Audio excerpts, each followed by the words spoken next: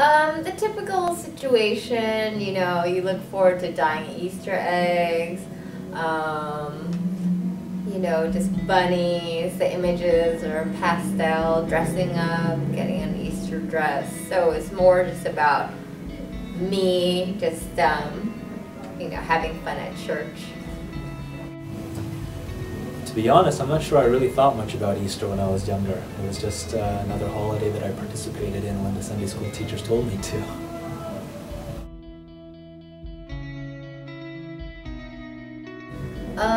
When I think about the cross of Jesus, I just think of the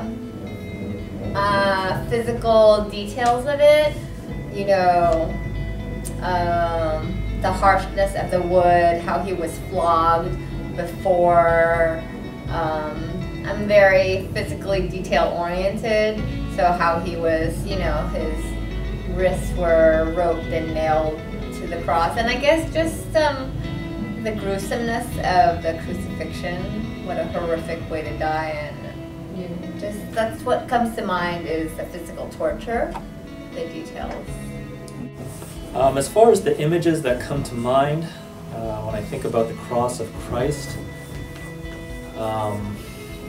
the images actually for me that are foremost are the images of an electric chair and a noose, only because I think when I grew up I always saw the cross as a thing of beauty in virtue of its significance for our salvation. But I think in order to fully appreciate the cross, there was a certain point where I realized that I had to see it as the instrument that it actually was in the context in which it was used, and that is as a instrument for execution. You know, in order to help me appreciate that that's exactly what the cross was at that time, I need to relate it to those things in our contemporary context that play that same role. So something more like an electric chair or other devices of execution.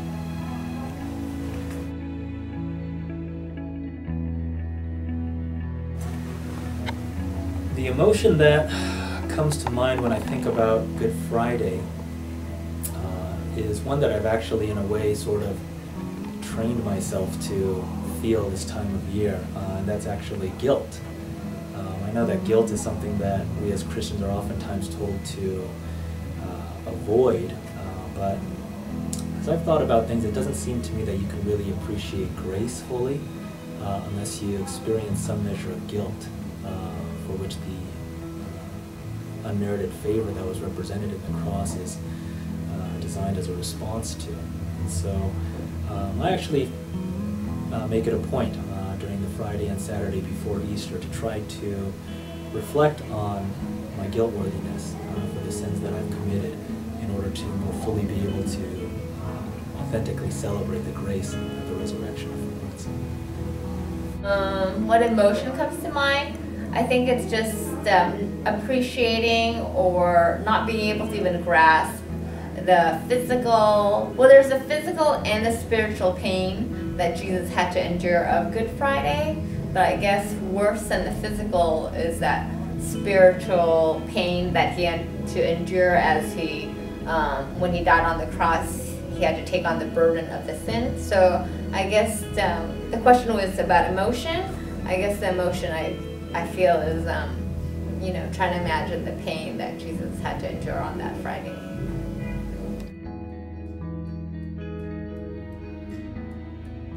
Because the reality of the resurrection is because he had a new life, coming back from the dead. That's a reason that I have a new life. If he didn't have a new life, if the resurrection never happened, I wouldn't have a new life. I would still have my old dead life. So yeah, so that's how the resurrection affects me. As far as how the reality of the resurrection has affected my life, I'd say in at least the following two ways.